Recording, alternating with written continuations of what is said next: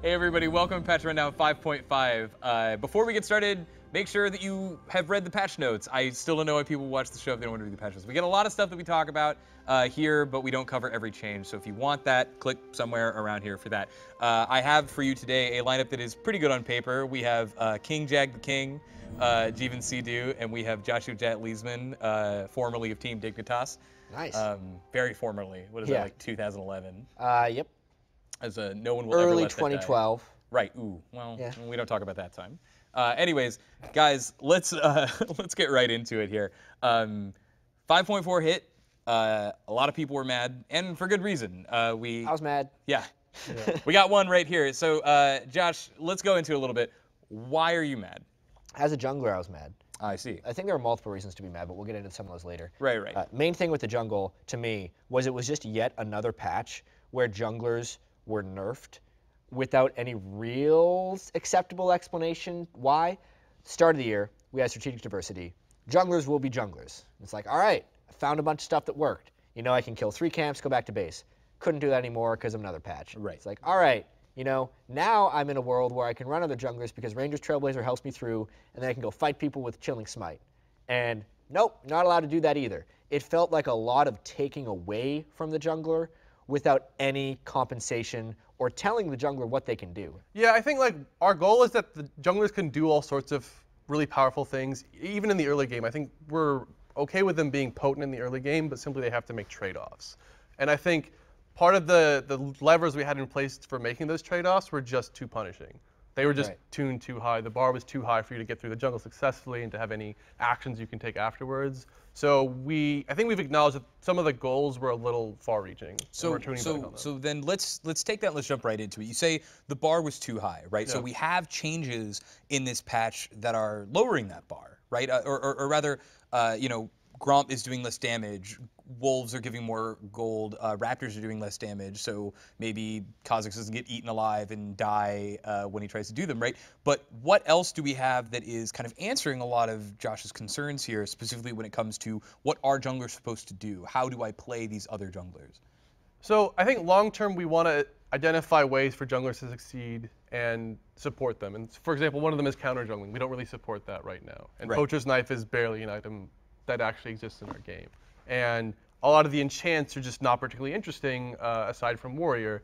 So we talk about strategic diversity and champion diversity in different contexts, right? And champion diversity where, yeah, you might see Jarvan, Vi, Rek'Sai, Lee Sin, doesn't really achieve the goal of strategic diversity, which is different ways of winning a game or being successful.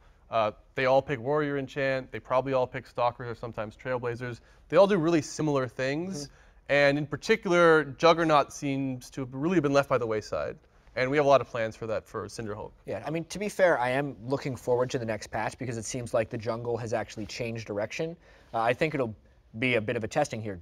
And we'll really see how powerful the jungle can be if we ever hit that tuning point, and then we'll have to kind of go back. So, like, being a jungler kind of sucks, and I think it will continue to suck for a little while as all of these things get changed, because it's not a super enjoyable experience to have to change the way you play almost every patch, right? Like it's a bit of a. So do you think that the frustrating part is the rapid change, or the fact that just the actions going through the jungle don't tend to feel rewarding? Like what is really the satisfaction point missing there?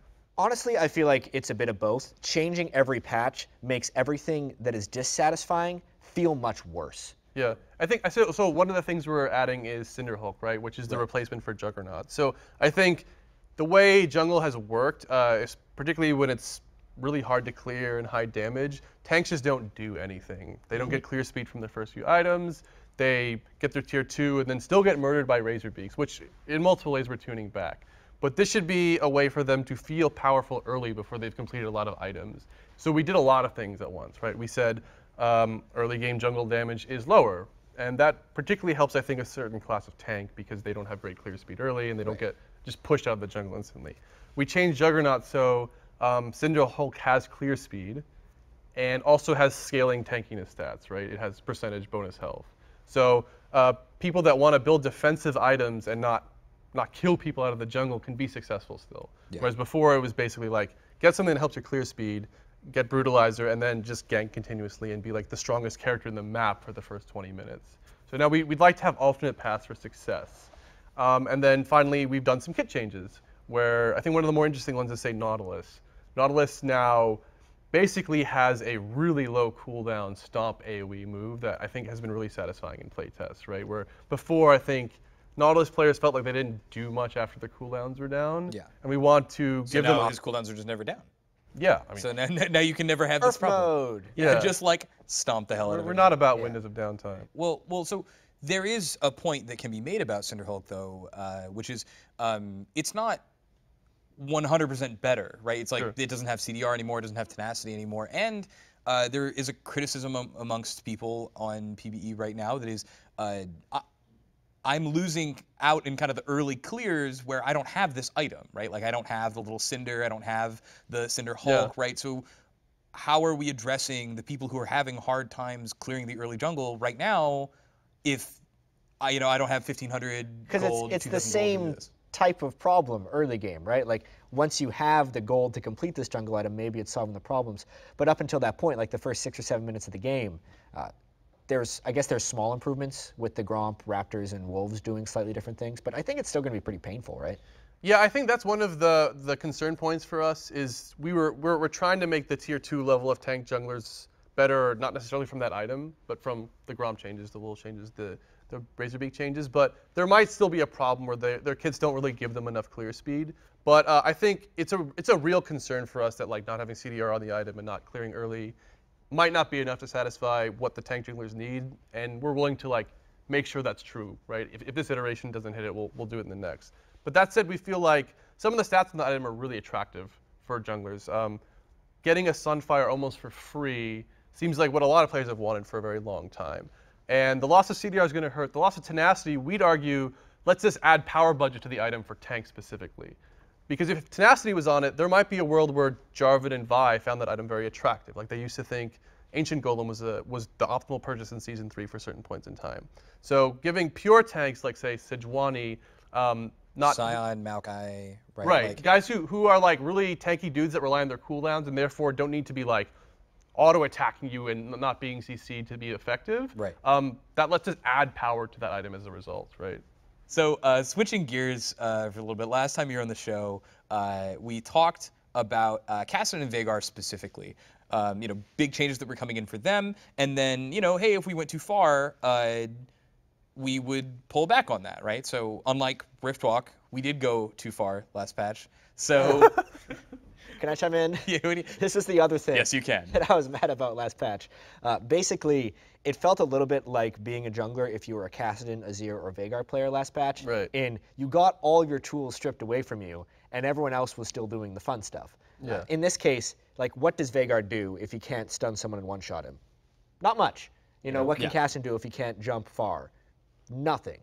And the same with Azir. What does he do if his soldiers don't have enough auto attack range to hit people? And talks about Shurima. Yeah. That's what he does. Arise! That's all I would say. Really, though, why do you think that happened, that you guys went so far in those patches? We're coming back this patch a little bit, but kind of like, what is the root cause of those over nerfs? Yeah, I think it's like a real phenomenon that you're talking about. This definitely happened. That so like, for example, last rundown we said if Kassadin was in a bad spot, if we missed, we'd revisit him. Well, we clearly missed, right? I think we've had a tendency lately to have changes that are nerf heavy for several patches now. And one of the reasons is that we don't really define ways for characters to be successful. I think, like you just basically said it well, that when characters lose tools in a certain way and then we don't really compensate them sufficiently to succeed in other ways, they're just not really actual characters. So Kassadin was supposed to have similar sustained mobility, but reduced burst mobility, right? So we like the play pattern change, but we still wanted him to be this mobile guy, rift walking everywhere. Right. And we retuned that poorly. Yeah, and instead it just felt like he just took more blinks and traveled less time. And so even though we changed the mana, it was like, oh, you'll be able to blink more, like you'll be able to sustain this. It was like, okay, well, he's still just not getting where he needs to be. Right, we just didn't go hard enough.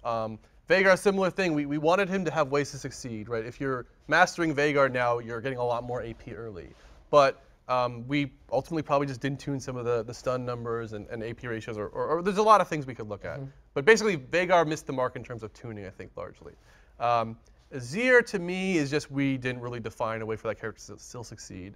I think there are problems with that champion that we couldn't really define a clear gameplay-based weakness, so it was hard for us to really see like a lot of gameplay strengths that we were okay with, and we ended up putting him in a bad spot. Yeah. So I think we've learned a lot of lessons from the last few patches where we say, okay, there are certain characters in our game that we just continuously tune down without any way to give them a chance to be successful in the game. Right. So you'll see that more, that we might be buffing some things you would never expect, right? Yeah. That we've never buffed in the champions exist. So is that kind of a change in mentality? Because definitely when people look at win rates on like public sites and they see someone below 40%, like that's to them Olafing a champion, which right. is taking a champion, getting rid of all the things that he can do positively, and then it's like leaving him in the game.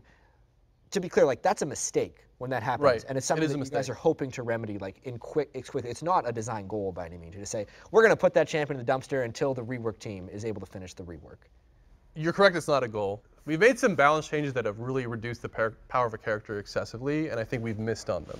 But we're never intending to crush a character. To some extent, we have really limited gameplay that we think is unhealthy significantly, and I don't think that's something that's healthy. We want to keep pursuing solutions to make their unhealthy gameplay have counterplay, and sometimes those characters are just rework level away. Sure. But the mistake we've been making a lot is whenever a character that can be frustrating successful, we obliterate that case. Yeah. So Kassadin, when he is working, will be frustrating inevitably, right? Right. And any character in our game, if strong, will occasionally feel frustrating. Yeah, and I mean, like the way that players see it, if you are paying attention to anything anyone says, right, is we'll say outwardly in patch notes like, oh, Vhagar when too strong is frustrating, Cass when too strong is frustrating. People are like, well, Vi, Diddley, and Lysandre are strong right now. And they're frustrating. And they're frustrating, right? Yeah. I'm dying. So it's almost as if that doesn't necessarily ring true to people when they hear it, because they're like, oh, well, I haven't been in that world where Vhagar is insane. You can't just tell me to imagine it and have me take that, right? So I mean, is that what we're thinking more of going forward? Ultimately, any competitive game is going to have some frustration. For any champion to feel good, he or she probably has to feel overpowered in certain contexts, and therefore the other team might feel frustrated by them. So that shouldn't be the sort of metric by which we measure whether a character is fair or not. We can look at game health and see toxic gameplay and say, okay, this isn't really working right now, but we can't say this character is frustrating at all, therefore we have to nerf it. Even some of the characters that have some of the most lacking counterplay will still have aspects of their kit where you can fight against them, and we can give them strength in that area and make them have like fair gameplay experiences, even if overall they might be somewhat of a troubling character. All right, guys, thank you for coming by and talking about the changes with me. For myself, Jeevan, Jag Sidhu, Joshua Jet Leesman, and the rest of the crew here at the Patch Rundown, we'll see you next time when Machete costs 600 gold. You son of a...